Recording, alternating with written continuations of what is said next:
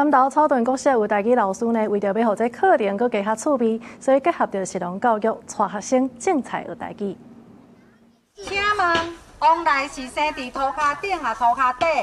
塗骹頂。嘿，塗骹頂哦吼。柯老師帶學生來菜園啊，熟悉農作物，才有種往來甘蔗和枝葉啊，咱定定看會到的菜蔬果子。除了教農作物的台語，老師嘛教阿肥、循環經濟，這相關較深的台語。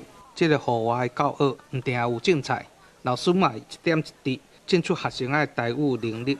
學校內底有一塊菜園，結合着咱的台語課程，變成實用教育。就慢菜慢慢的，咱就去灶骹煮泡麵，就來食安尼。為產地到食飯桌，結合咱的台語課安尼。台語你感覺有困難無？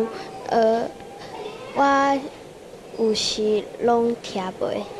外口上課較好，因為外口會使甲同學同學還是同學會使甲同學做伙做代誌。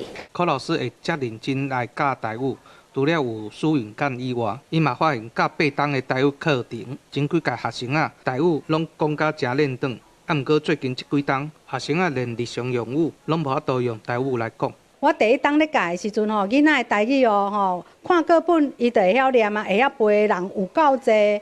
即馬第8檔的囡仔啊，台語愈來愈無好，啊免安彌補咧，咱就盡量講上台語課的時陣吼，咱盡量講台語互囡仔聽。